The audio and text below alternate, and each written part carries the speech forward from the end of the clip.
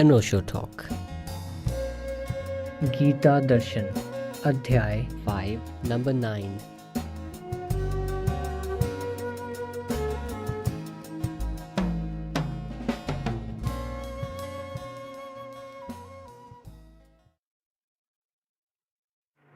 न प्रहस्येत् प्रियं प्राप्य नोद्विजेत् प्राप्य चाप्रियं स्थिरबुद्धिरसम्मूढो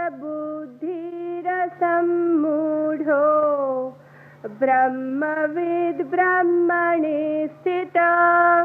और जो पुरुष प्रिय को अर्थात जिसको लोग प्रिय समझते हैं उसको प्राप्त होकर हर्षित नहीं है, और अप्रिय को अर्थात जिसको लोग अप्रिय समझते हैं उसको प्राप्त होकर उद्वेगवान न हो, ऐसा स्थिर बुद्धि संशय रहित ब्रह्मवेत्ता पुरुष सच्चिदानंद घन परब्रह्म परमात्मा में एक ही भाव से नित्य स्थित है।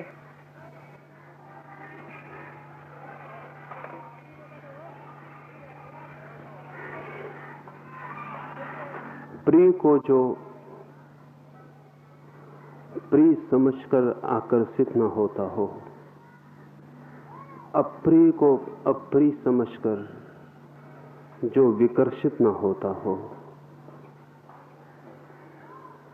जो न मोहित होता हो न विराग से भर जाता हो, जो न तो किसी के द्वारा खींचा जा सके और न किसी के द्वारा विपरीत गति में डाला जा सके, ऐसे स्वयं में ठहर गए व्यक्तित्व को, ऐसी स्वयं में ठहर गई बुद्धि को कृष्ण कहते हैं सच्चिदानंद परमात्मा की स्थिति में सदा ही निवास मिल जाता है। इसमें 2-3 बातें समझ लेने जैसी हैं। किसे हम कहते हैं प्रिय? कौन सी बात प्रीतिकर मालूम पड़ती है, कौन सी बात अप्रीतिकर अप्रिय मालूम पड़ती है, और किसी बात के प्रीतिकर मालूम पड़ने और अप्रीतिकर मालूम पड़ने में कारण क्या होता है?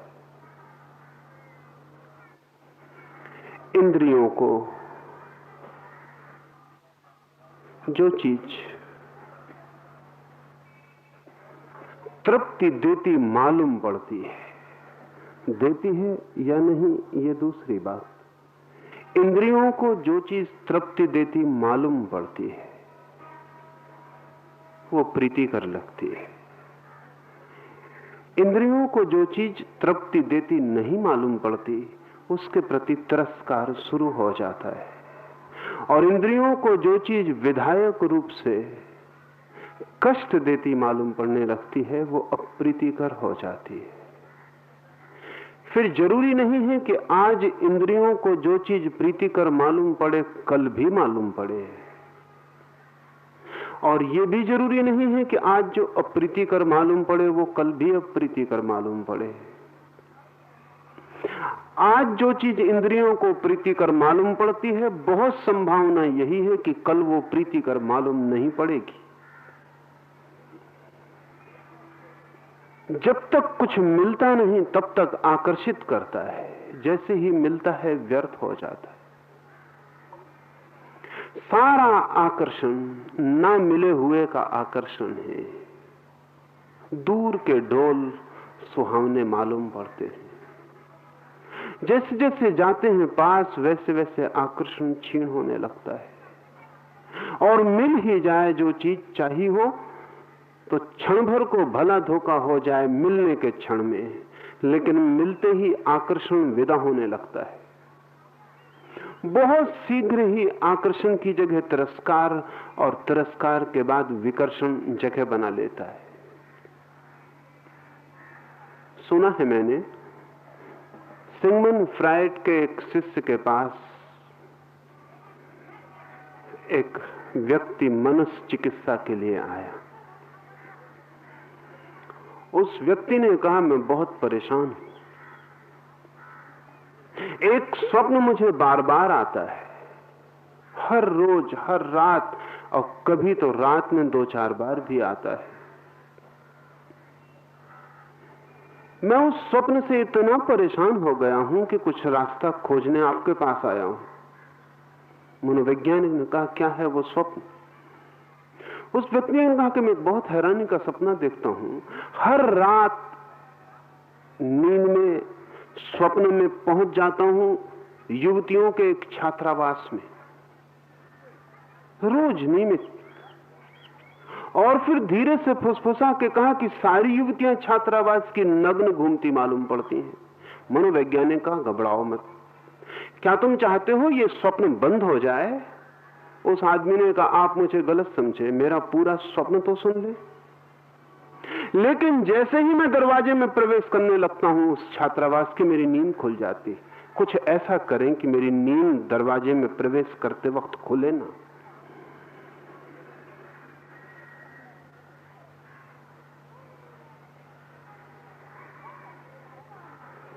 स्वभावतः मनोवैज्ञानिक हैरान हुआ होगा, लेकिन वो आदमी ईमानदार रहा होगा।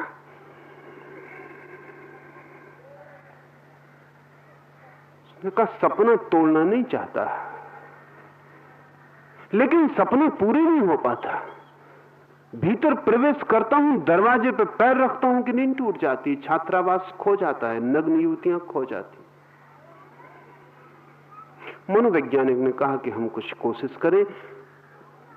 सपना तोड़ना तो आसान था, लेकिन नींद को बचाना जरा कठिन है। फिर भी कोशिश करें। उसे सम्मोहित किया, 2-4 दिन सम्मोहित करके, हिप्नोटाइज करके उसे सुझाव दिए। चौथे दिन वो आदमी बहुत क्रोध में आया। आधी रात दरवाजे खटखटाए। मनोवैज्ञानिक ने कहा कि इतनी रात आने की क्या जरूरत? उसने कहा कि बहुत गलत किया तुमने, आज सपना नहीं टूटा, मैं भीतर भी प्रवेश कर गया, लेकिन मैं वापस चाहता हूं वही सपना ठीक था जो दरवाजे पर टूट जाता था। तो उस मनोवैज्ञानिक ने कहा, क्यों वापस चाहते हो? उसने कहा कि कम से कम थोड़ा आकर्षण तो था, अब वो भी नहीं है। अभी तक एक आशा तो थी कि कभी ये सपना नहीं टूटेगा। आज नहीं टूटा है, लेकिन मिला तो कुछ भी नहीं, वरन मैंने कुछ खोया है। मेरा अधूरा सपना वापस लौटा दो। आदमी जीवन में जो जो सपने देखता है, जब तक देखता रहता है तब तक प्रीतिकर होते हैं। जब सपने हाथ में आ जाते हैं तो बड़े अप्रीतिकर हो जाते हैं। जिस चीज को प्रेम करें, अगर प्रेम जारी रखना हो तो जरा दूर ही रहना, निकट मत जाना। निकट गए कि प्रेम उजड़ जाएगा, विकर्षण जगह ले लेगा। क्योंकि सारा आकर्षण अनजान, अपरिचित, दूर जो है, आशा में है, होप। जितनी ज्यादा आशा मिश्रित मालूम होती है, उतना आकर्षण मालूम होता है। हाथ में आ गए तथ्य विकर्षित हो जाते हैं। बहुत देर हाथ में रह गए तथ्य फेंकने जैसे हो जाते हैं। जिसे चाहा था बहुत मांगों से, उससे दूर हटने की आकांक्षा पैदा हो जाती है। अप्रीतिकर हो जाता है वही जो प्रीतिकर था। इसलिए कृष्ण कहते हैं, जिन्हें लोग प्रीतिकर समझते हैं, जिन्हें लोग अप्रीतिकर समझते हैं, किन्हीं समझते हैं लोग? दूर की आशाओं को लोग प्रीतिकर समझते हैं। इंद्रियों को प्रलोभन जहां से मिलता है वहां प्रीतिकर मालूम होता है सब। जहां जहां इंद्रियां पहुंच जाती हैं वहीं अप्रीति बैठ जाती है, वहीं अंधेरा छा जाता है, वहीं हटने का मन हो जाता है। इसलिए तो जो हम पा लेते हैं बस वो बेकार हो जाता है। आंखें फिर कहीं और अटक जाती हैं। लेकिन एक और अर्थ में भी इस बात को समझ लेना जरूरी है। कोई आपके गले में फूल की मालाएं डाल रहा है, प्रीतिकर लगता है। स्वागत, सम्मान, प्रतिष्ठा प्रीतिकर लगती। कोई जूते की मालाएं डाल दे गले में, अप्रीतिकर लगता है। कृष्ण कहते हैं ये व्याख्याओं से जो भीतर आंदोलित हो जाता है वो प्रभु की सतत आनंद की स्थिति में प्रवेश नहीं कर सकता, क्योंकि गले में डाले गए फूल के गले में डाले गए कांटे चेतना को इससे अंतर नहीं पड़ना चाहिए। चेतना को अंतर पड़ता है, इसका अर्थ यह हुआ कि बाहर के लोग आपको प्रभावित कर सकते हैं, और जब तक बाहर के लोग आपको प्रभावित कर सकते हैं तब तक भीतर की धारा में प्रवेश नहीं होता। बाहर से जो प्रभावित होगा उसकी चेतना बाहर की तरफ बहती रहेगी। जब बाहर से कोई बिल्कुल अप्रभावित तटस्थ हो जाता है तभी चेतना अंतर्गमन को उपलब्ध होती है। जब मिले स्वागत, जब मिले सम्मान, जब प्रेम की वर्षा होती लगे, तब भी भीतर साक्षी रह जाना, देखना कि लोग फूल डाल रहे हैं। जब मिले अपमान, जब बरसें गालियां, तब भी साक्षी रह जाना और जानना कि लोग कांटे फेंक रहे हैं, गालियां फेंक रहे हैं। लेकिन देखना भीतर ये कि स्वयं चलित तो नहीं हो जाते, स्वयं तो नहीं बह जाते फूलों और कांटों के साथ, स्वयं तो खड़े ही रह जाना भीतर। ऐसे प्रत्येक अवसर को जो तटस्थ साक्षी का क्षण बना लेता है वो धीरे धीरे अंतर समता को उपलब्ध होता है। धीरे धीरे ही होती है ये बात, एक एक कदम समता की तरफ उठाना पड़ता है, लेकिन जो कभी भी नहीं उठाएगा वो कभी पहुंचेगा नहीं। बहुत छोटे छोटे मौकों पर जब कोई गाली दे रहा हो तब उसकी गाली पर से ध्यान हटाकर भीतर ध्यान देना कि मन चलित तो नहीं होता, और ध्यान देते ही मन ठहर जाएगा। ये बहुत मजे की बात है। जब कोई गाली देता है तो हमारा ध्यान गाली देने वाले पे चला जाता है। अगर कृष्ण की बात समझनी हो तो जब कोई गाली दे तो ध्यान जिसको गाली दी गई है उस पर ले जाना। जैसे ही ध्यान भीतर जाएगा हंसी आएगी, गाली बाहर रह जाएगी, गाली देने वाला बाहर रह जाएगा, आप किनारे पर खड़े हो जाएंगे। गाली से अछूते कमल के पत्ते की तरह पानी में, चारों तरफ पानी और आप अस्पर्शित अनटच्ड रह जाएंगे। उस क्षण इतने आनंद की प्रतीति होगी जिसका हिसाब नहीं। जिसने भी गाली के क्षण में या सम्मान के क्षण में भीतर खड़े होने को पा लिया, जस्ट स्टैंडिंग को पा लिया, वो इतने अतिरेक आनंद से भर जाता है जिसका कोई हिसाब नहीं। क्यों? क्योंकि पहली बार वो स्वतंत्र हुआ। अब कोई उसे बाहर से चलित नहीं कर सकता है। अब वो यंत्र नहीं है, मनुष्य हुआ। हम बटन दबाते हैं, बिजली जल जाती है, हम बटन बुझाते हैं, बिजली बुझ जाती है। बिजली परतंत्र है, बटन दबाने से जलती और बुझती। किसी ने गाली दी, हमारे भीतर दुख छा गया। किसी ने कहा कि आप तो बड़े महान हैं, हमारे भीतर खुशी की लहर दौड़ गई। तो हम में और बिजली में बहुत फर्क ना हुआ, बटन दबाई। अभी अमेरिका में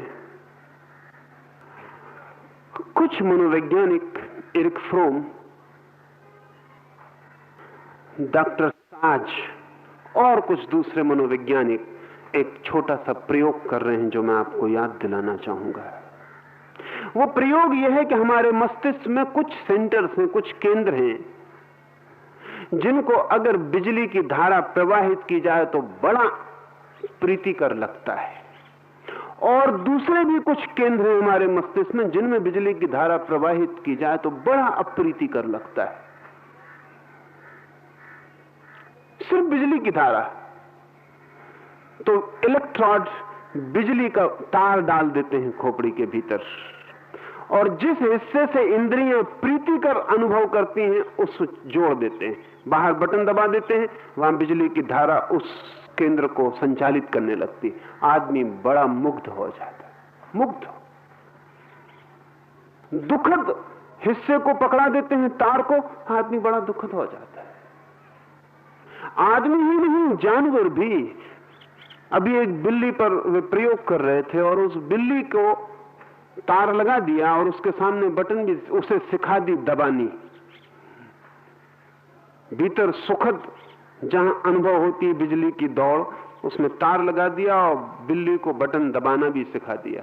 बहुत हैरान हो गए वो। बिल्ली ने 24 घंटे खाना पीना सोना सब बंद कर दिया, बस वो बटन ही दबाती रही।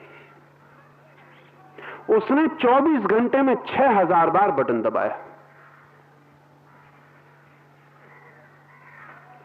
और मनोवैज्ञानिकों का कहना है कि अगर हम उसे अलग ना कर देते तो वो मर जाती, लेकिन बटन दबाना बंद ना करती। खाना पीने की फुर्सत ना रही उसे। जब आपको किसी से प्रीतिकर संबंध मालूम पड़ता है, कोई परिजन, तो अगर आप मनोवैज्ञानिक से अब पूछें तो वो कहेगा, जब आप अपनी प्रेयसी से मिलते हैं या प्रेमी से मिलते हैं तो आपके भीतर उसके शरीर से वो बिजली प्रवाहित होने लगती है जो आपके विशेष केंद्रों को स्पर्शित करती है, और कुछ नहीं होता। और आप उस बिल्ली से बहुत अच्छी हालत में नहीं है। और अगर बार बार मन होता है कि प्रेयसी से मिलें, तो जो बिल्ली का तर्क है वही तर्क आपका है कि बार बार बटन को दबाएं। आज नहीं कल, जिस दिन ये पूरा शरीर का फिजियोलॉजिकल और केमिकल, ये जो हमारी व्यवस्था है शारीरिक और रासायनिक, इसका पूरा राज पता चल जाएगा, तो आप अपने खीसे में एक बटन रख के दबाते रहना बैटरी को, इससे आपको सुखद और दुखद अनुभव होते रहेंगे।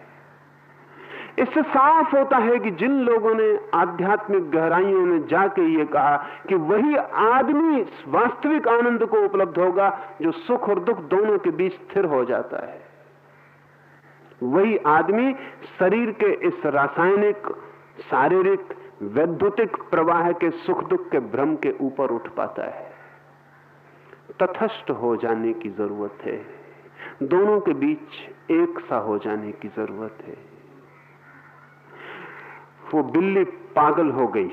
24 घंटे बाद उसका स्विच तो अलग कर दिया गया, इलेक्ट्रोड अलग कर गया, लेकिन वो पागल हो गई। उस दिन से उसको फिर दुनिया में कोई रस ना रहा। ना अब उसे चूहे पकड़ने में रस आता है, ना अब उसे खाने में रस आता है, न उसे अब बिल्लियों से प्रेम बसाने में रस आता है। अब तो वो उसी कमरे में बार बार आ जाती है जहां उसको बटन दिया गया था और जहां उसने बटन दबाया था। वो पागल हो गई है। अब उसकी स्मृति भारी है, अब उतना तीव्र रस उसको किसी बात में नहीं आता है, विक्षिप्त है। मैंने सुना है कि एक मनोवैज्ञानिक 2 वर्षों से एक आदमी का इलाज कर रहा है।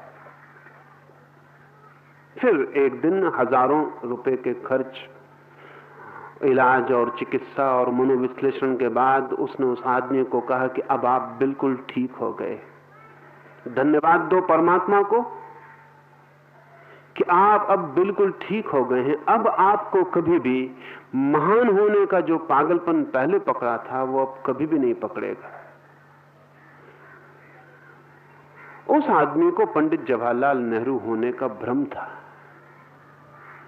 उस मनोवैज्ञानिक ने कहा अब तुम्हें इस तरह के ग्रैंड्योर, इस तरह के महिमाशाली होने के पागलपन की बातें कभी नहीं पकड़ेंगी। उस बीमार ने कहा धन्यवाद प्रभु का और धन्यवाद तुम्हारा, तुमने बड़ी मेहनत ली, बड़ी कृपा है तुम्हारी कि मैं ठीक हो गया। क्या मैं तुम्हारा फोन कर सकता हूं? चिकित्सक ने पूछा किसको फोन करना है? उसने कहा मैं जरा अपनी बेटी इंदिरा गांधी को खबर कर दूं कि मैं ठीक हो गया।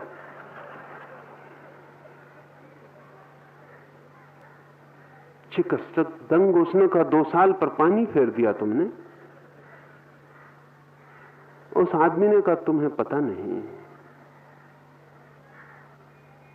कितना सुखद है पंडित जवाहरलाल नेहरू होना। पागल होना बेहतर, पंडित नेहरू होना छोड़ना बेहतर नहीं। मैं पागल रह सकता हूं, इतना सुखद है।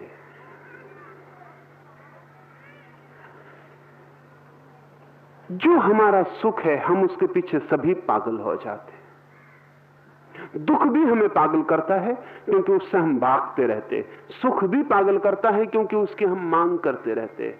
और जब चेतना इस तरह प्रीतिकर अप्रीतिकर के बीच डमाडोल होती रहती है तो फिर कैसे होगी, ठहरेगी कैसे, खड़े कैसी होगी? फिर तो उसकी हालत ऐसी होती जैसे दिया तूफान और आंधी में झोंके लेता रहता, कभी बाएं कभी दाएं, कभी ठहर नहीं पाता। कृष्ण जिस आदमी की बात कर रहे हैं वो उस आदमी की बात है जिसकी चेतना का दिया, जिसकी चेतना की ज्योति ठहर गई, जैसे ऐसे बंद कमरे में जहां हवा के कोई झोंके ना आते हों। ठहर गई ज्योति, रुक गई। जिस दिन चेतना सम हो जाती है, न प्रीतिकर खींचता न अप्रीतिकर हटाता, न दुखद कहता कि हटो न सुखद कहता है कि आओ। और जब चेतना पर कोई भी बाहर के आंदोलन प्रभाव नहीं डालते हैं और चेतना बिल्कुल ठहर के खड़ी हो जाती, उस खड़ी हुई चेतना में ही व्यक्ति सच्चिदानंद स्वरूप परमात्मा में स्थिर होता है। इसे ऐसा समझ लें, डोलती हुई चेतना उसी तरह है जैसे कभी आपके रेडियो का कांटा ढीला हो गया हो, आप घुमाते हो उसे, वो कोई स्टेशन पर नहीं ट्यून नहीं हो पाता हो, कहीं भी ठहर ना पाता हो, हिलता हो, डुलता हो, 2-4 स्टेशन साथ साथ पकड़ता हो, कुछ भी समझ बूझना पड़ता हो कि क्या हो रहा है। चेतना जब तक डोलती है सुख और दुख के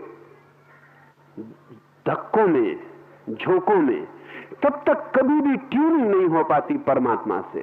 जैसे ही खड़ी हो जाती है फिर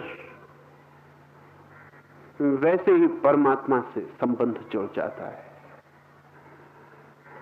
परमात्मा और व्यक्ति के बीच संबंध किसी भी क्षण हो सकता है, लेकिन व्यक्ति की चेतना के ठहरने की अनिवार्य शर्त है। परमात्मा तो सदा ठहरा हुआ है, हम भी ठहर जाएं तो मिलन हो जाए।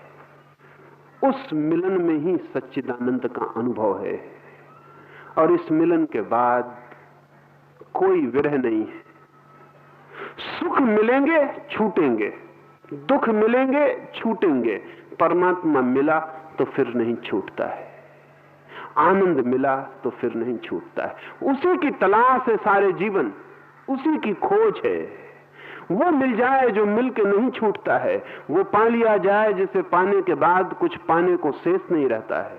उसी की जन्मों जन्मों की यात्रा है, लेकिन हर बार चूक जाते हैं। वो डोलती हुई चेतना स्थिर नहीं हो पाती, और वो स्थिर क्यों नहीं हो पाती? प्रीतिकर और अप्रीतिकर में हम भटकते रहते हैं। इसलिए कृष्ण कहते हैं जागो, प्रीतिकर अप्रीतिकर दोनों के बीच खड़े हो जाओ, मौन।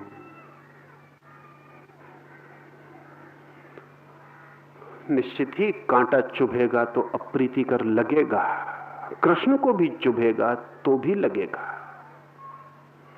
फूल हाथ पर आएगा तो अप्रीतिकर नहीं लगेगा। ये मत सोचना कि कृष्ण को हम कांटा गड़ाएंगे तो खून नहीं बहेगा, कि कृष्ण को कांटा गड़ाएंगे तो वो पत्थर है उन्हें पता नहीं चलेगा। पता पूरा चलेगा, शरीर पूरी प्रतिक्रिया करेगा, शरीर में पीड़ा होगी, चुभन होगी, शरीर खबर भेजेगा मस्तिष्क को कि कांटा चुभता है, खून बहता है, लेकिन चेतना डमाडोल नहीं होगी। चेतना कहेगी ठीक है, आते हैं, जो किया जा सकता है वो करेंगे, कांटे को निकालेंगे, मलहम पट्टी करेंगे। लेकिन चेतना इससे विचलित नहीं होती है, चेतना ठहरी ही रह जाती है।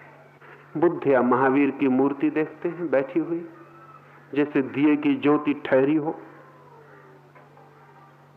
इसलिए बुद्ध और महावीर और सारे जगत के उन सारे लोगों की जिनकी चेतना ठहर गई, हमने पत्थर में मूर्तियां बनाई, अकारण नहीं। पत्थर में बनाने का कारण था पत्थर जितना ठहरा हुआ है, इतनी और कोई चीज ठहरी हुई नहीं है। तूफान आते हैं, जिस वृक्ष के नीचे मूर्ति रखी है बुद्ध की, वृक्ष हिल जाता है, कब जाता है, जड़ें कब जाती हैं, पत्ते कब जाते हैं, लेकिन मूर्ति है कि ठहरी रह जाती है।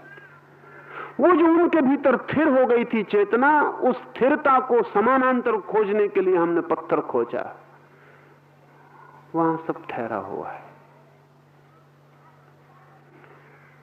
अप्रीतिकर प्रीतिकर के बीच ऐसे जो ठहर जाता, वो पुरुष सच्चिदानंद के साथ एक लीनता, एक लयता को उपलब्ध होता है।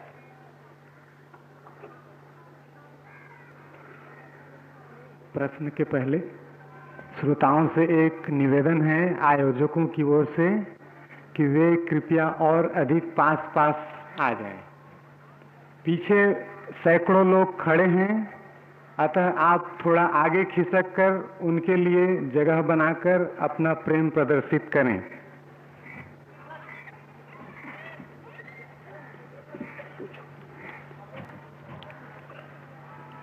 इस श्लोक में कहा गया है कि प्रिय और अप्रिय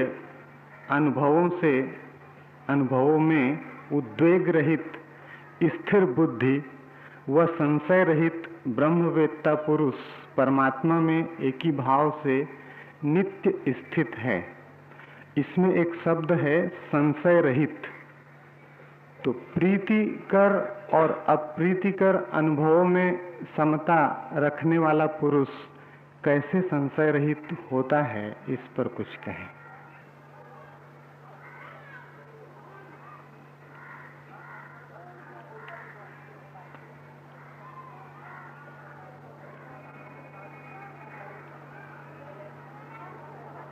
संशय भी चेतना के कंपन का नाम है। संशय की बात भी कृष्ण ने कही, संशय रहित की, जानकर। चेतना दो तरह से कपती है, या तो भाव के द्वार से, इमोशन के द्वार से, या बुद्धि के द्वार से, इंटेलेक्ट के द्वार से। चेतना के दो द्वार हैं, भाव या विचार।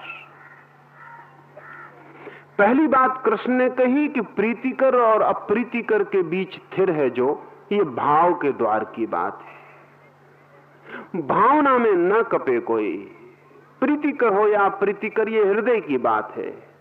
हृदय को प्रीतिकर लगता है तो भी कंपन आ जाता, अप्रीतिकर लगता है तो भी कंपन आ जाता। हृदय के द्वार से स्थिर हो जाए।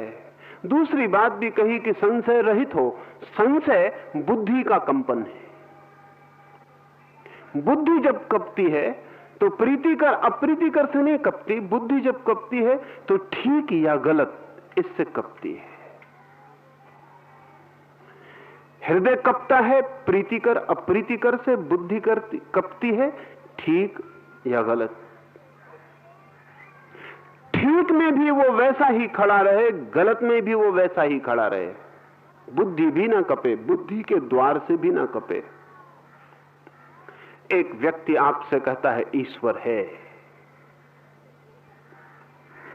बुद्धि तत्काल कहती है, किसी की बुद्धि कहती नहीं है। कब गई? कब गई? आस्तिक भी कब गया जिसने कहा है, नास्तिक भी कब गया जिसने कहा नहीं है। आस्तिक प्रीतिकर ढंग से कपा, नास्तिक अप्रीतिकर ढंग से कपा।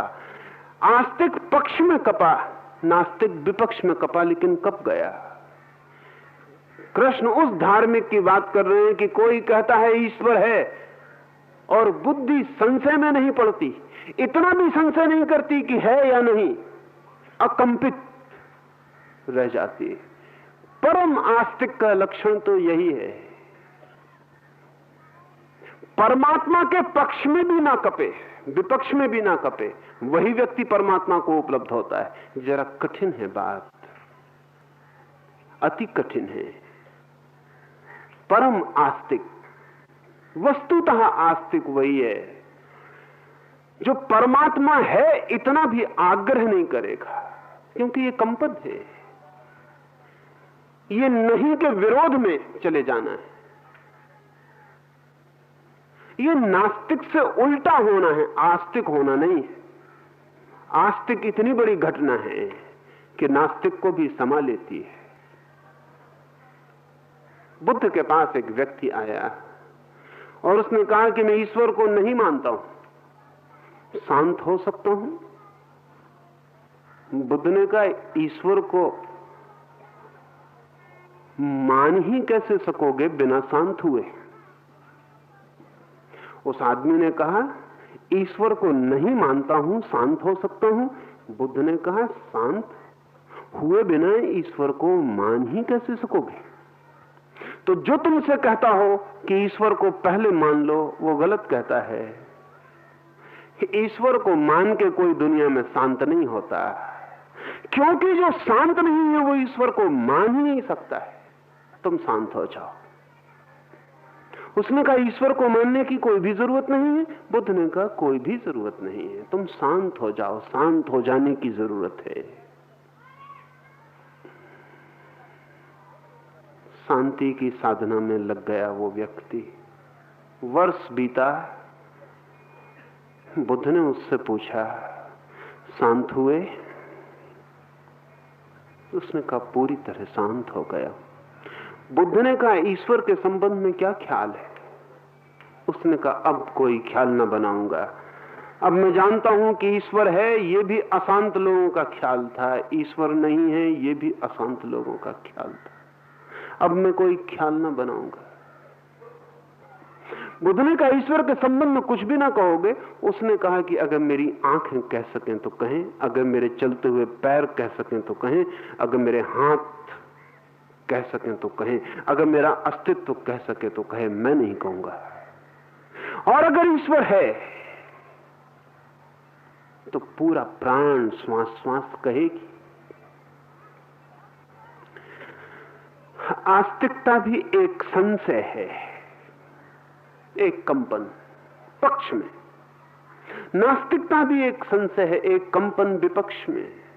धार्मिकता अकंप है, निष्कंप, न पक्ष न विपक्ष।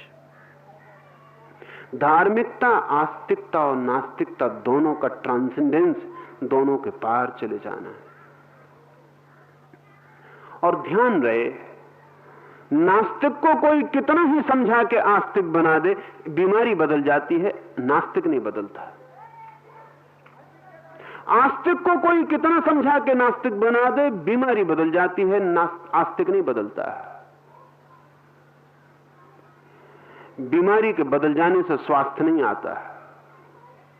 पक्ष बीमारी है, निष्पक्षता स्वास्थ्य है। पक्ष बीमारी है, निष्पक्षता स्वास्थ्य है।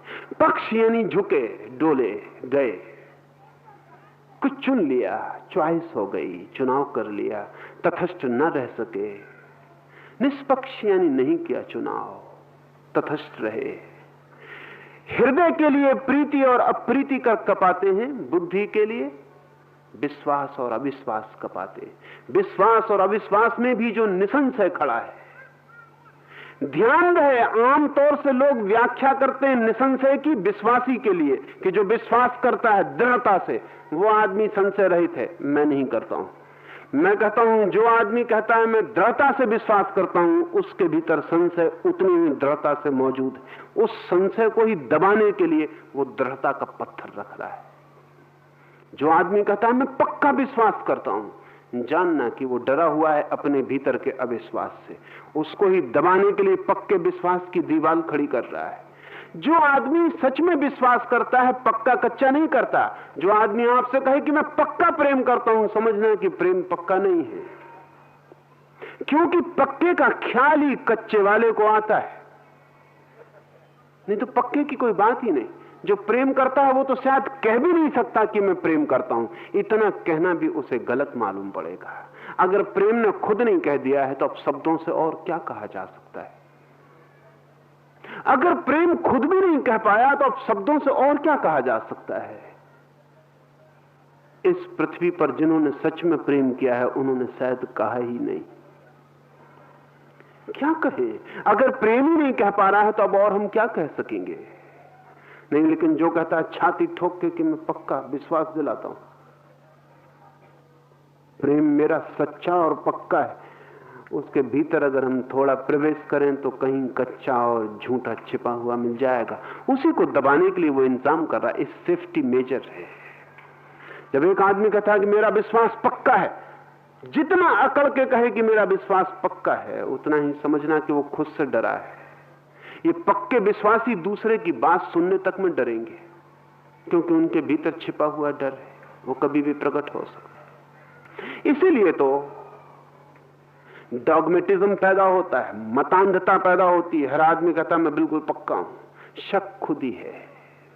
जिसे शक नहीं है वो निसंशय है। जिसने शक को दबाया उसने केवल संशय को दबाया है, वो निसंशय नहीं।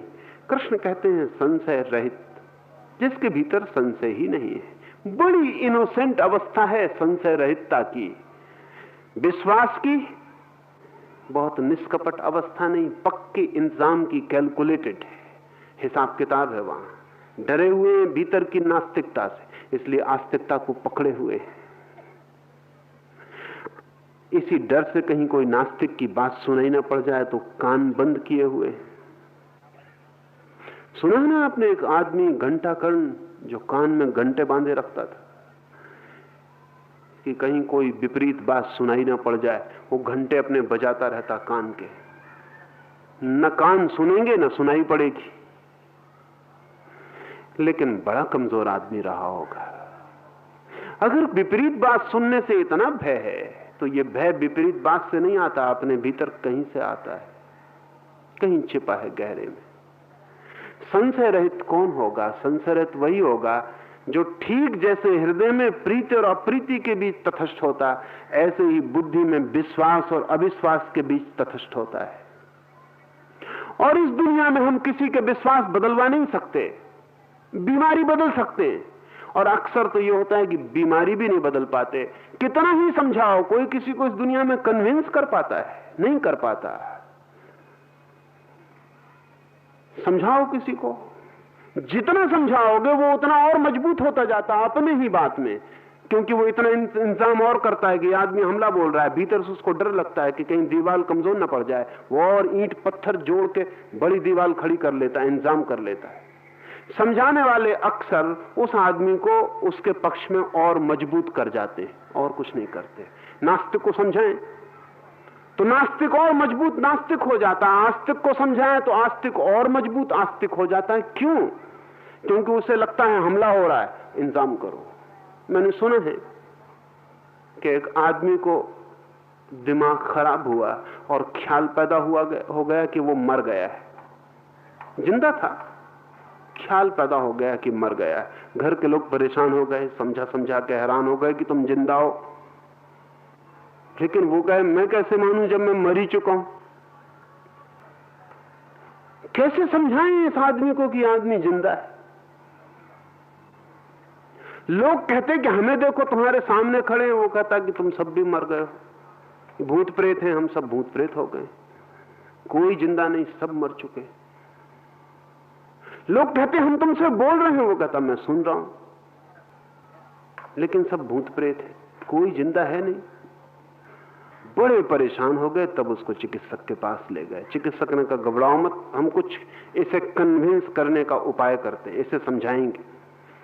उस आदमी से कहा आईने के सामने खड़े हो जाओ। वो आदमी आईने के सामने खड़ा हो गया और उससे कहा 3 घंटे तक मंत्र की तरह एक ही बात कहते रहो, dead man do not bleed. मरे हुए आदमियों के शरीर से खून नहीं निकलता। 3 घंटे तक कहते रहो। वो आदमी 3 घंटे तक कहता रहा, मरे हुए आदमी के शरीर से खून नहीं निकलता, डेड मैन डोंट ब्लीड। 3 घंटे के बाद चिकित्सक उसके पास गया, हाथ में चाकू मारा उस पागल के, खून बहने लगा। प्रसन्नता से हंस के कहा कि देखो इससे क्या सिद्ध होता है, what is proved by this. हाथ से खून निकल रहा है। उस आदमी ने कहा कि this proves that dead man do bleed. इससे सिद्ध होता है कि मरे आदमी में से खून निकलता है, और क्या सिद्ध होता है।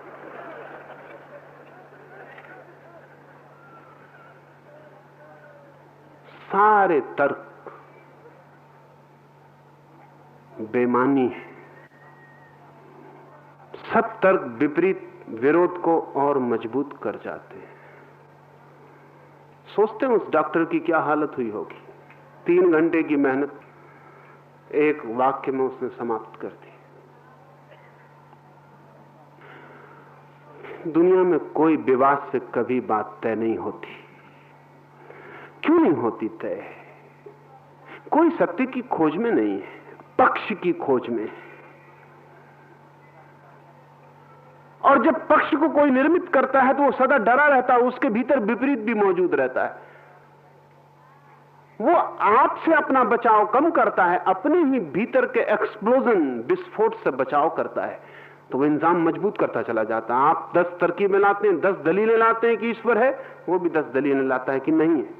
आप 10 दलीलें लाते हैं कि ईश्वर नहीं है, आज तक 10 दलीलें लाता है कि है। इसलिए तो 5-10 हजार साल से दुनिया में विवाद चलता है। किसी का संशय मिटता है विश्वास से, अविश्वास से, हिंदू से, मुसलमान से, ईसाई से, किसी का कोई संशय नहीं मिटता। कृष्ण का बहुत अर्थ दूसरा है। वो कहते हैं कि अगर संशय मिटाना है तो तुम पक्ष विपक्ष में मत पड़ो, तुम मौन, दोनों से दूर खड़े हो जाओ। तुम कहो कि मुझे पता नहीं ये ठीक है या वो ठीक है, मैं निष्पक्ष खड़ा हो जाता हूं। निष्पक्ष खड़े होना ठीक है, दो के बीच एक को चुनना ठीक नहीं, तीसरे बिंदु पर निष्पक्ष खड़े हो जाना ठीक है, निसंशय। तब फिर कोई संशय नहीं होगा। संशय तभी होता है जब कोई विश्वास होता है। ये भी बात ख्याल में ले लें। जिसने भी विश्वास को पकड़ा उसको संदेह भी पकड़ेगा। अगर आपने पकड़ा कि ईश्वर है तो 25 तरह के संदेह उठेंगे। कैसा है, क्यों है, कब से हुआ। अगर आपने कहा नहीं है तो 25 तरह के संदेह पकड़ेंगे कि फिर ये जगत कैसे है, ये जीवन क्यों चल रहा है, आदमी क्यों मरता जीता है, दुखी सुखी क्यों होता है, पकड़ते चले जाएंगे।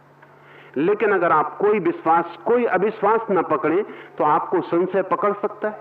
संशय का कोई जगह न रही। संशय को टिकने के लिए विश्वास या अविश्वास की खूंटी चाहिए, दोनों न पकड़े। कृष्ण कहते हैं संशय रहित हो जाएंगे, निसंशय हो जाएंगे। प्रीतिकर अप्रीतिकर से हृदय के द्वार पर तटस्थ हो जाएं, विश्वास अविश्वास से बुद्धि के द्वार पर तटस्थ हो जाएं। ये दो तरह की तटस्थताएं भीतर उस ज्योति को सीधा कर देंगी जो डोलती रहती है। उसके सीधे निष्कंप होते ही सच्चिदानंद परमात्मा के साथ तालमेल, हार्मनी, संगीत निर्मित हो जाता है।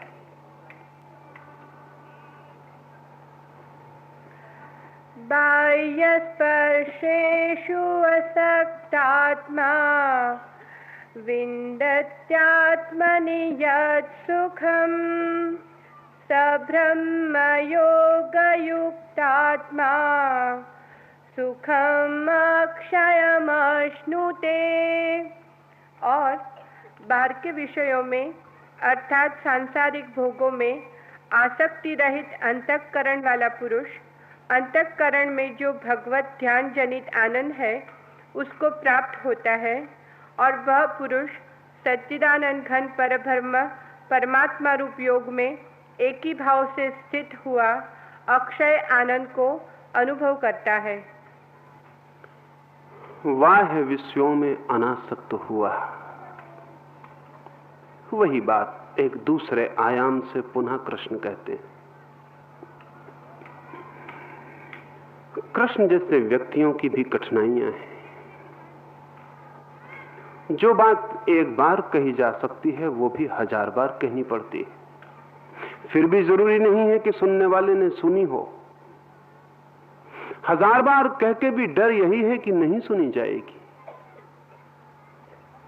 बहुत बहुत मार्गों से वे वही वही फिर अर्जुन से कहते हैं। शायद एक आयाम से समझ में ना आई हो, दूसरे आयाम से समझ में आ जाए। शायद हृदय के द्वार से ख्याल में ना आई हो, बुद्धि के द्वार से ख्याल में आ जाए। शायद हृदय और बुद्धि दोनों की बात गहरी पड़ गई हो तो वस्तुओं के मार्ग से समझ में आ जाए। ऑब्जेक्टिव वर्ल्ड है, हमारे चारों तरफ वस्तुओं का जगत है। दो वस्तुओं के बीच जो अनासक्त है, वस्तुओं के बीच जहां इंद्रियां आकर्षित होकर टिकती, आसक्ति के गेह बनाती हैं, घर बनाती हैं, वहां जो अनासक्त भाव से जीता है वो भी वहीं पहुंच जाता है सच्चिदानंद स्वरूप ब्रह्म में। किसी भी द्वार से तटस्थ हो जाना सूत्र है, किसी भी व्यवस्था से चॉइसलेस, चुनाव रहित हो जाना मार्ग है। किसी भी ढंग, किसी भी विधि, किसी भी मार्ग से दो के बीच अकंप हो जाना सूत्र है, स्वर्ण सूत्र।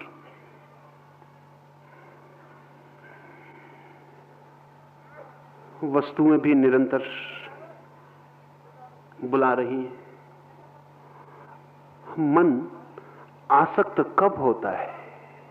वस्तुओं को देखने से नहीं होता मन आसक्त। रास्ते से गुजरते हैं आप, दुकान पर दिखाई पड़ा है कुछ, शोरूम में शोकेस में कुछ दिखाई पड़ता है, दिखाई पड़ने से मन आसक्त नहीं होता। आंख खबर दे देती है कि देखते हैं शोरूम में हीरे का हार है। आंख का खबर देना फर्ज है। आंख ठीक है तो खबर देगी, जितनी ठीक है उतनी ठीक खबर देगी। आंख खबर दे देती है मस्तिष्क को, मस्तिष्क भीतर मन को खबर दे देता है कि हार है। इतनी खबर से कहीं भी कोई आसक्ति नहीं हुई जा रही है। लेकिन मन ने कहा है सुंदर है, शुरू हुई यात्रा, अभी बहुत सूक्ष्म है। कहा सुंदर है, यात्रा शुरू हुई। क्योंकि सुंदर जैसे ही मन कहता है, मन के किसी कोने में धुआं उठने लगता है पाने का। जैसे ही कहा सुंदर है, पाने की आकांक्षा ने निर्माण करना शुरू कर दिया। अभी आप कहेंगे कि नहीं, अभी तो सिर्फ एक एस्थेटिक जजमेंट हुआ, एक सौंदर्यगत निर्णय किया, इसमें क्या बात है, कहा कि सुंदर है। नहीं, लेकिन बहुत गहरे में, सूक्ष्म में जैसे ही कहा सुंदर है, पहले हमें यही पता चलता है कि सुंदर है और फिर पता चलता है कि पाना है। लेकिन अगर स्थिति को ठीक से समझें तो पहले मन के गहरे में इच्छा आ जाती है पाना है, और तब बुद्धि कहती है सुंदर है। ऊपर से देखने पर पहले तो हमें यही पता चलता है कि सुंदर है, फिर पीछे से छाया की तरफ सरकती हुई कोई वासना आती है और कहती पाओ। लेकिन आध्यात्मिक जितने खोजी हैं वो कहते हैं कि पहले तो मन के गहरे में वासना सरक जाती है और कहती है पाओ। उस खबर को सुन के भीतर से मन कहता है सुंदर है। इसमें दो तरह समझ लें, मन को दो तरह की खबर मिलती है। मन बीच में खड़ा है, बाहर शरीर है, भीतर आत्मा है। शरीर खबर देता है हीरे का हार है, सुंदर।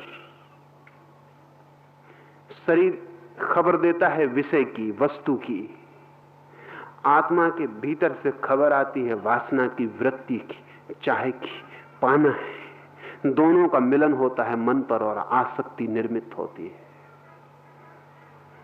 अनासक्ति का अर्थ है बाहर से तो खबर आए, आनी ही चाहिए, नहीं तो जीना असंभव हो जाएगा। अगर आंखें ठीक से न देखेंगी, कान ठीक से न सुनेंगे, हाथ ठीक से स्पर्श न करेंगे तो जीना कठिन हो जाएगा। अस्वस्थ होगी वैसी देह, देह स्वस्थ होगी तो खबर पूरी होगी। लेकिन भीतर से कोई वासना आके मन के दरवाजे पर मिलेगी नहीं। बाहर से खबर आएगी, समझी जाएगी, सुनी जाएगी, आगे बढ़ जाया जाएगा। भीतर से कोई आया नहीं मिलने को, खबर बेकार चली गई। और ध्यान रहे, एक क्षण को भी खबर बेकार चली जाए तो फिर मिलन नहीं होगा। ये भी आप ख्याल में ले लें। एक क्षण भी चूक हो जाए, क्रॉसिंग ना हो पाए, बाहर से शरीर खबर लाए, इंद्रियां कहें सुंदर है हार, और उसी क्षण भीतर अगर आप जागे रहें और देखते रहें कि कोई वासना आके इस इंफॉर्मेशन, इस सूचना से मेल नहीं करती, तो बस एक क्षण में विदा हो जाएगी। वो एक क्षण ही चूक जाता, बेहोश। वो क्षण हम कैसे चूकते हैं, उसके चूकने की भी व्यवस्था है। जैसे ही हार दिखाई पड़ा कि हमारी पूरी अटेंशन, पूरा ध्यान हार पर चला जाता।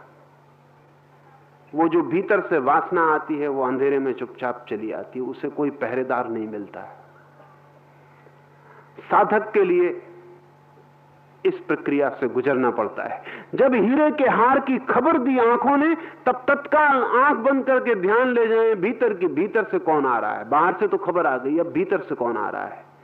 ध्यान को ले जाएं भीतर, देखें कोई वृत्ति सरकती है, कोई मांग, कोई इच्छा पैदा होती है, भीतर पहुंच जाएं। और बड़े मजे की बात है, बुद्ध ने कहा है कि जैसे किसी घर पर पहरेदार ना हो तो चोर घुस जाते हैं, ऐसे ही जिस आत्मा के द्वार पर ध्यान ना हो तो वृत्तियां घुस जाती हैं। जिस घर के द्वार पर पहरेदार ना हो, चोर घुस जाते हैं। ध्यान पहरेदार है, अटेंशन।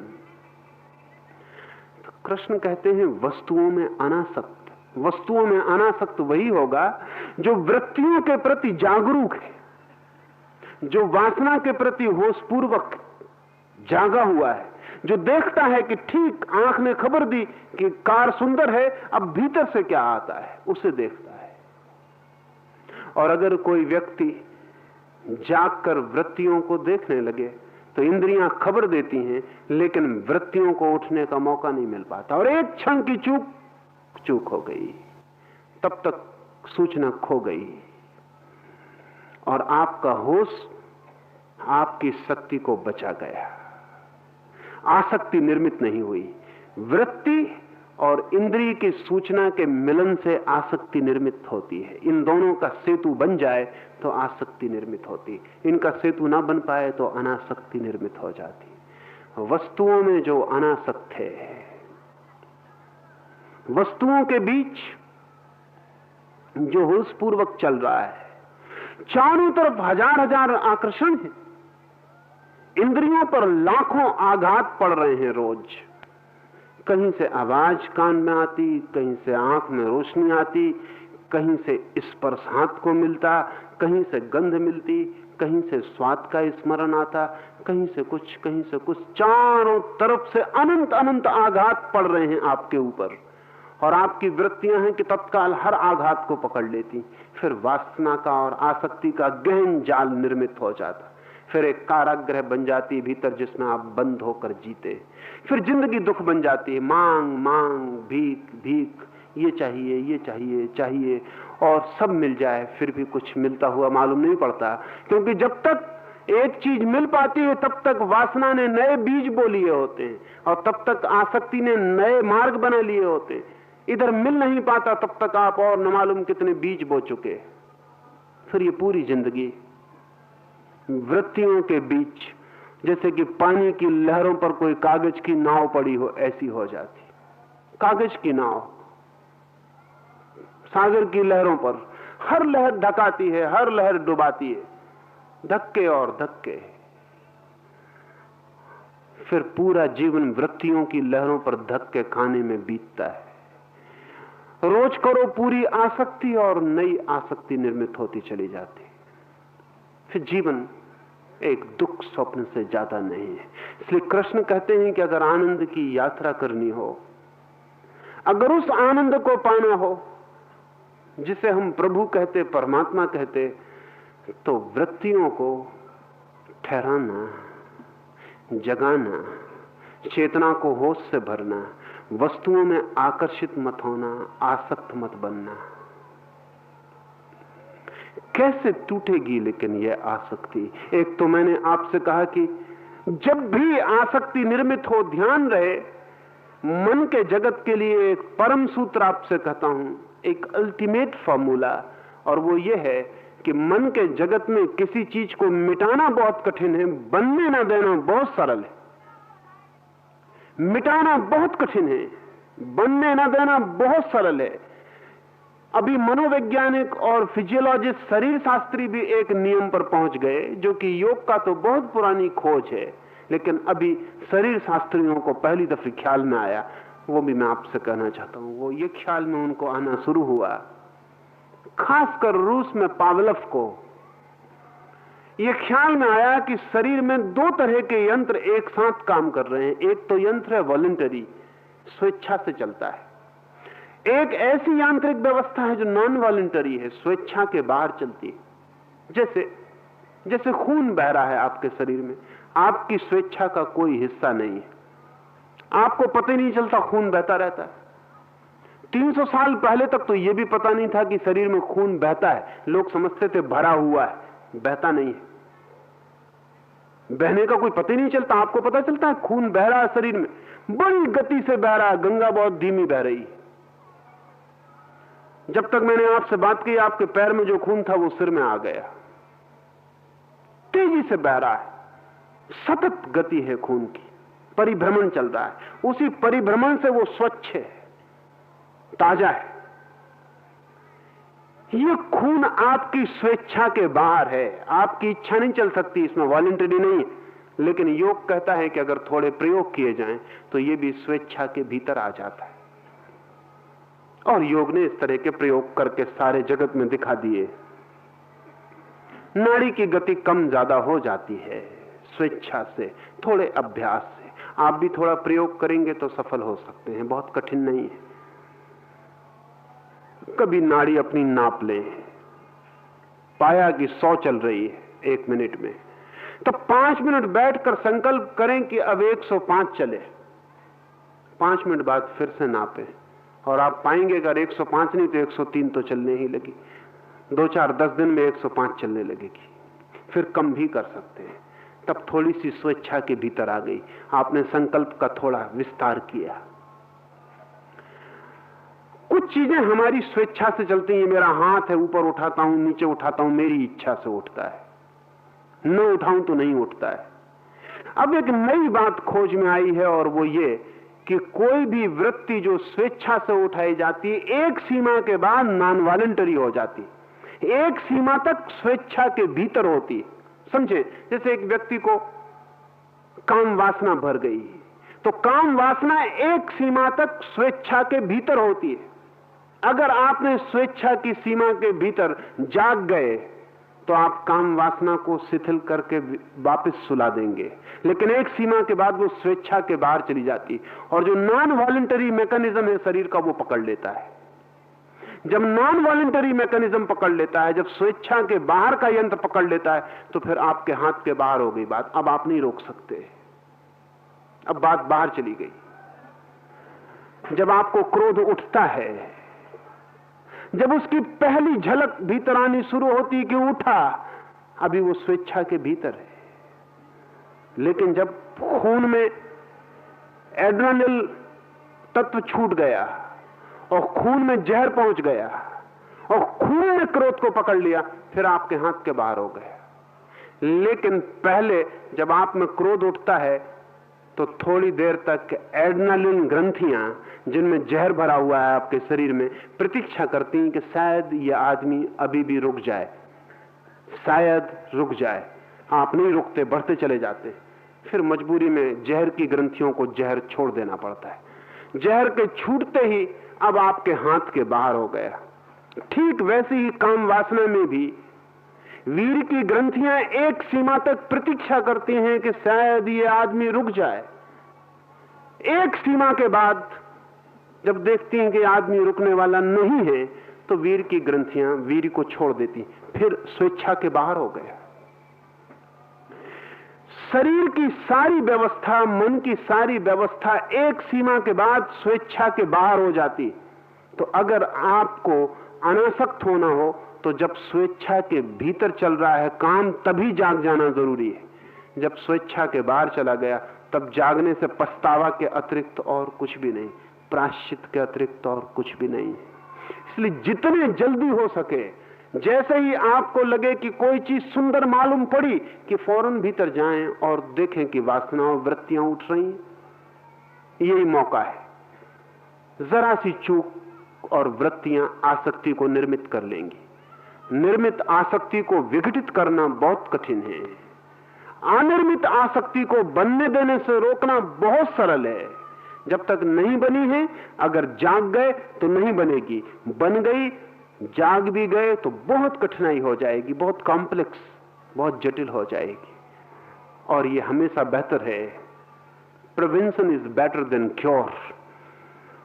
अच्छा है रोक लें पहले, बजाय पीछे चिकित्सा करनी पड़े। अच्छा है बीमारी पकड़े उसके पहले समझ जाएं, बजाय इसके कि बीमारी पकड़ जाए और फिर बिस्तर पे लगे और चिकित्सा हो। आसक्ति को निर्मित होने के पहले ही जाग जाना जरूरी है। कृष्ण तीसरी बात कहते हैं कि अर्जुन, अगर वस्तुओं में तू अनासक्त रह सके तो भी वहीं पहुंच जाएगा। एक अद्भुत ग्रंथ है भारत में, और मैं समझता हूं उस ग्रंथ से अद्भुत ग्रंथ पृथ्वी पर दूसरा नहीं है। उस ग्रंथ का नाम है विज्ञान भैरव। छोटी सी किताब, इससे छोटी किताब भी दुनिया में खोजनी मुश्किल है। कुल 112 सूत्र हैं। हर सूत्र में एक ही बात है, हर सूत्र में एक ही बात। पहले सूत्र में जो बात कह दी वही 112 बार दोहराई गई है, एक ही बात। और हर 2 सूत्र में एक विधि पूरी हो जाती है। पार्वती पूछ रही है शंकर से, शांत कैसे हो जाऊं, आनंद को कैसे उपलब्ध हो जाऊं, अमृत कैसे मिलेगा। और 2-2 पंक्तियों में शंकर उत्तर देते हैं। 2 पंक्तियों में वो कहते हैं, बाहर जाती है श्वास, भीतर आती है श्वास, दोनों के बीच में ठहर जा, अमृत को उपलब्ध हो जाएगी। एक सूत्र पूरा। बाहर जाती है श्वास, भीतर आती है श्वास, दोनों के बीच ठहर कर देख ले, अमृत को उपलब्ध हो जाएगी। पार्वती कहती समझ में नहीं आया, कुछ और कहें।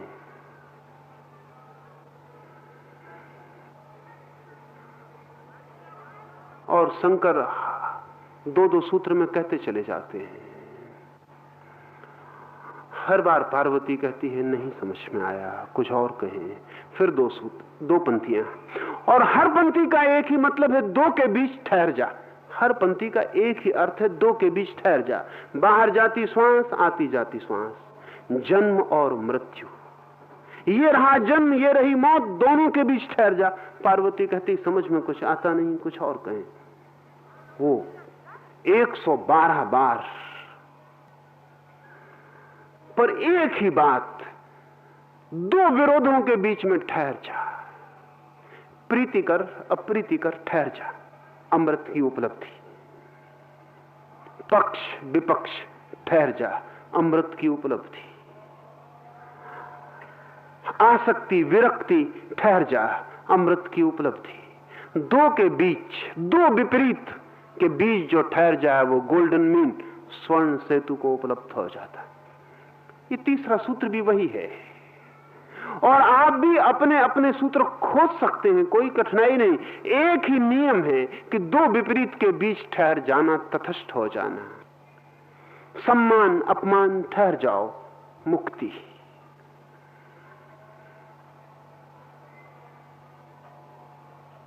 दुख सुख, रुक जाओ,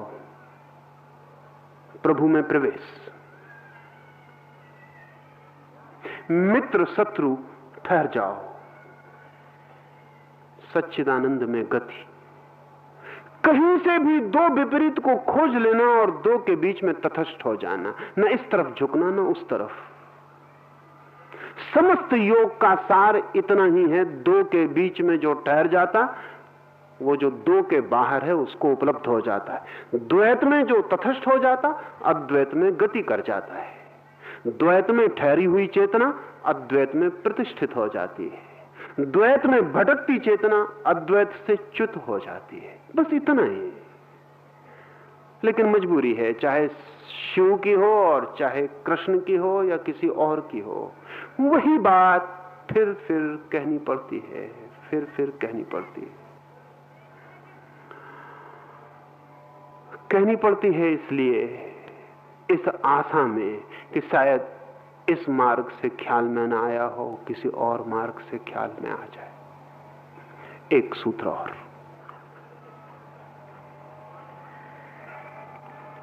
ये ही संस्पर्शजा भोगा दुःखयो नयैव ते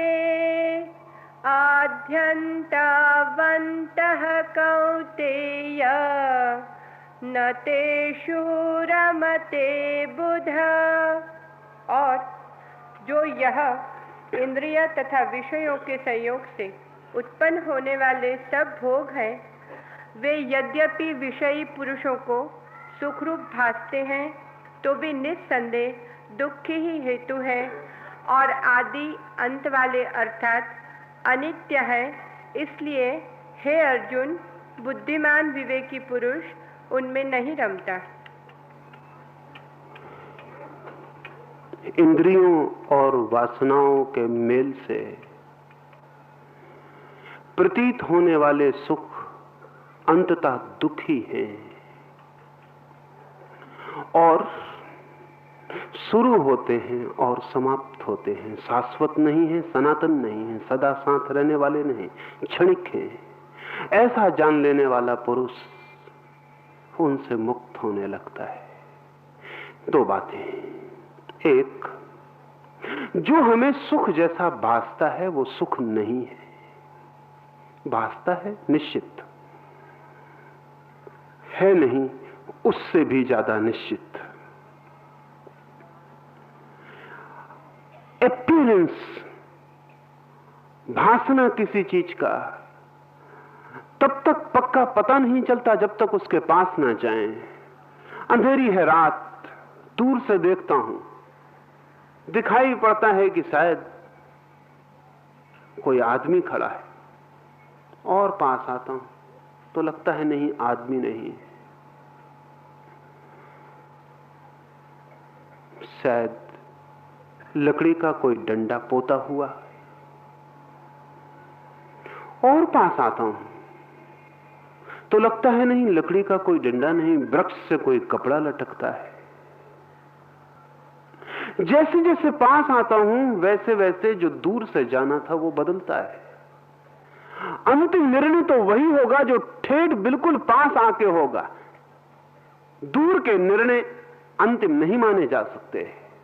सुख जब तक नहीं मिलता तब तक तो सुख मालूम पड़ता है, लेकिन मिलते से कैसे मालूम पड़ता है?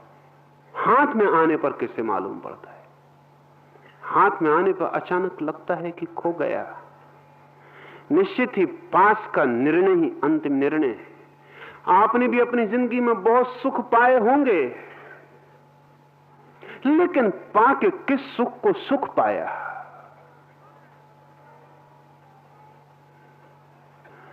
पा भी नहीं पाते कि दूसरे सुख की तलाश शुरू कर देते।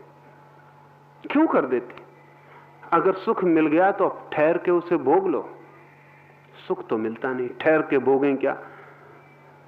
फिर दिखाई पड़ता है कल, भविष्य में, फिर दौड़ते हैं, वहां पहुंचते नहीं कि पाते हैं कि वहां भी खो गया। सुख जब हाथ में आता है तब निर्णायक रूप से तय होता है कि सुख नहीं है, और जब तक दूर रहता है तब तक निश्चित मालूम पड़ता है कि सुख है। इंद्रधनुष जैसा है, दिखाई पड़ता है, लेकिन इंद्रधनुष के पास मत जाना। रेनबो वर्षा में बन जाता है आकाश, कितना सुंदर। मन होता है कि बांध के घर में बैठक खाने में लगा ले। जाना मत, वहां जाके कुछ भी नहीं मिलेगा। अगर पहुंच गए इंद्रधनुष के पास भी ना पहुंच सकेंगे, क्योंकि जैसे जैसे पास पहुंचेंगे वो खोने लगेगा। जब पास पहुंचेंगे तो सिवाय भाप के बादलों के और उनमें से गुजरती सूरज के किरणों के वहां कुछ भी नहीं मिलेगा। कोई रंग नहीं, कोई रूप नहीं, कोई आकार नहीं। लेकिन कितना प्यारा लगता है इंद्रधनुष दूर से, कितना काव्य की तरह आकाश में खिंचा हुआ। कैसा मन करता है कि बांध लो घर में। ध्यान रहे, जहां जहां इंद्रधनुष दिखाई पड़ते हैं सुख के, वहां वहां यही हालत है। जब पास जाएंगे तो सिर्फ धुआं ही हाथ में लगता है, कुछ भी हाथ में नहीं मिलता। कृष्ण कहते हैं सुख प्रतीत होता है, सुख है नहीं। ऐसा जो समझ लेगा ठीक से, स्वभावता उसकी वासना उठकर इंद्रियों से मिलकर आसक्ति बनना बंद कर देगी। दूसरी बात वो कहते हैं, ये भी स्मरण रखना अर्जुन, कि ये भी सुख जो कि दिखाई पड़ता है, न होने की हालत में है। अगर कोई इस भ्रम में भी पड़ता हो कि नहीं है, जैसा कि अज्ञानी को लगता है कि है, वो कहेगा कि कितना ही समझाओ कि नहीं है, लेकिन मैं कैसे मानूं? मैं कैसे मानूं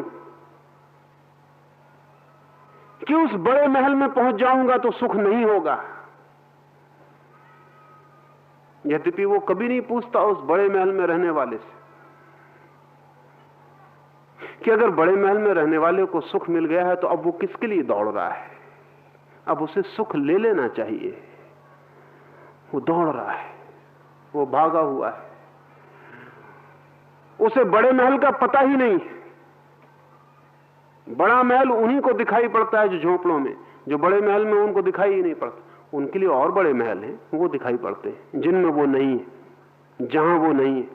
मन की आदत ऐसी है कि अगर आपका एक दांत टूट जाए तो जीभ वहीं वहीं जाती जहां दांत टूट गया, बाकी दांतों को छोड़ देती जो है, और जो नहीं है उसके साथ बड़ा लगाव बना लेती। पता नहीं क्या दिमाग खराब हो जाता है जीभ का। और एक दफा देख लिया कि नहीं, अब दोबारा क्या देखना, लेकिन जीभ है कि देखे चली जाती है। उन दांतों को कभी नहीं देखती जो है, जो नहीं है। अभाव, एब्सेंस का गड्ढा बन जाता है, उसी में जीभ जाती। मन भी जहां जहां अभाव है वहीं जाता है। महल जिसके पास है उसको महल नहीं दिखाई पड़ता, उसकी जीभ महल पे नहीं जाती। उसके लिए कहीं कोई और चीज है जो नहीं है, उसकी जीभ वहां चली जाती है। मैंने सुनी है एक इजिप्शियन कहानी। मैंने सुना है कि एक इजिप्शियन फकीर के पास परमात्मा प्रसन्न हो गया, बहुत प्रसन्न हो गया। तो उस फकीर को कहा कि तुझे जो चाहिए हो मांग ले। उसने कहा कि आपकी जो मर्जी हो। तो परमात्मा ने, कहते हैं, उसे एक फल दे दिया और कहा कि इसे जो खा लेगा वो अमर हो जाएगा। लेकिन उस फकीर ने कहा कि 2 आदमी खाएं तो 2 हो सकते हैं। परमात्मा ने कहा नहीं, 1। उस फकीर का अपने शिष्य से बड़ा प्रेम था। उसने सोचा कि अगर मैं अमर हो गया और शिष्य मर गया, कोई सार नहीं, उसके बिना तो मेरा कोई सुख ही नहीं है। उसने शिष्य को कहा कि तू ये ले ले, तू अमर हो जा। पर उस शिष्य का एक लड़की से प्रेम था।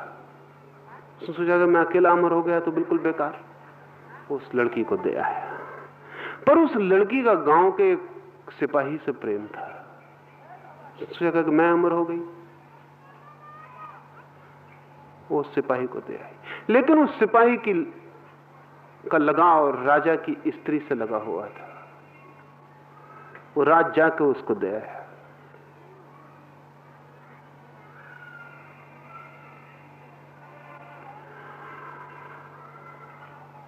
उस स्त्री ने सोचा कि मैं अगर खा के अमर हो जाऊं तो मेरे बेटे का क्या होगा। उसका भारी लगाव उसने बेटे को दे दी।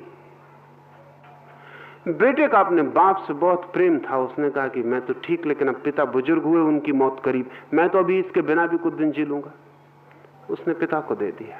लेकिन पिता फकीर का भक्त था, उसी फकीर का। उसने सोचा कि हमारे रहने न रहने का क्या सवाल, वो फकीर रहे जमीन पर तो हजारों का काम आएगा। वो जाके फकीर के चरणों में फल रखा। फकीर ने फल देखा, उसने कहा ये फल आया कैसे तुम्हारे पास? सब कहीं और जी रहे हैं, सब कहीं और, कोई वहां नहीं जी रहा जहां है, कहीं और। सब दौड़ रहे हैं किसी और के लिए, सब भागे हुए, कोई खड़ा हुआ नहीं है। ये जो भागा हुआपन है। अगर कृष्ण कहते हैं कि अज्ञानी ऐसा भी कहते हो कि नहीं हमें मिला नहीं, हम कैसे मान ले? हो सकता है अर्जुन मान ले, सब सुख उसने जाने, आप शायद न माने, बहुत सुख नहीं जाने हैं।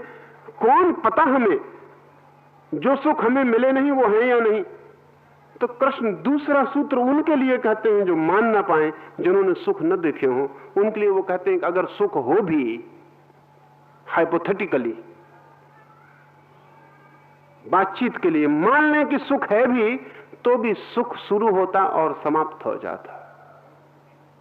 और ध्यान रहे, जो सुख शुरू होता है और समाप्त हो जाता है, वो अगर हो भी तो परिणाम में सिवाय दुख के कुछ भी नहीं छोड़ जाएगा, क्योंकि सुख के बाद दुख की छाया हो जाएगी। ऐसे ही जैसे कभी रास्ते से गुजर रहे हो, अंधेरी रात हो और जोर से कोई कार आपकी आंखों में प्रकाश डालती हुई गुजर जाए, पीछे और घनघोर अंधेरा हो जाता।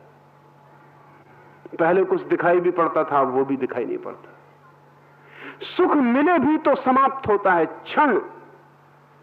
ये भी कृष्ण उनके लिए कह रहे हैं जो नहीं जानते। जो जानते हैं वो तो कहते हैं एक क्षण को भी नहीं मिलता, लेकिन अज्ञानी के लिए इतना छोड़ते हैं कि शायद क्षण भर को मिले भी तो शुरू हुआ कि समाप्त हुआ, इधर शुरू नहीं हुआ कि उधर समाप्त होना शुरू हो जाता है। इधर जन्मा नहीं कि उधर मरा, इधर लहर बनी नहीं कि बिखरी, इधर किरण उतरी नहीं कि खोई, आता भी नहीं है हाथ में कि जाने की तैयारी करके आता है। ऐसा सुख मिल भी जाए यदि, तो पीछे सिवाय दुख के घाव के कुछ भी नहीं छोड़ जाता है। ऐसा भी जो जान ले, वो भी विषयों वृत्तियों के तालमेल को निर्मित नहीं होने देता।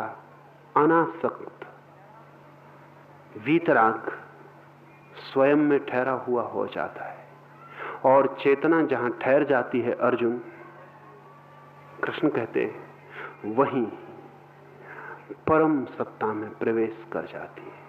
आज इतना ही, बैठे रहेंगे, उठेगा कोई भी नहीं। 5 मिनट कीर्तन को पी जाएं, फिर चुपचाप चले जाएं।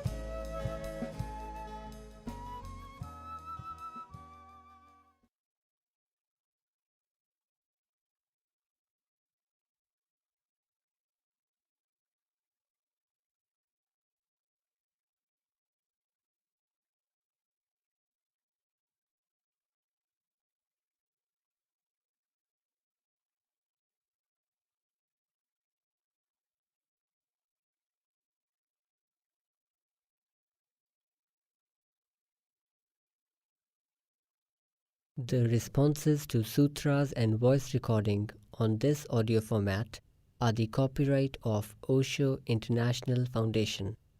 Copyright dates 1953 through 2003. All rights reserved. Reproduction in any media is prohibited. सूत्रों पर दिए गए संबोधन और ऑडियो माध्यम में मुद्रित आवाज़ पर ओशो इंटरनेशनल फाउंडेशन के कॉपीराइट हैं। कॉपीराइट 1953 से 2003, सर्वाधिकार सुरक्षित। किसी भी माध्यम में रिप्रोडक्शन अर्थात पुनर्निर्माण निषिद्ध है।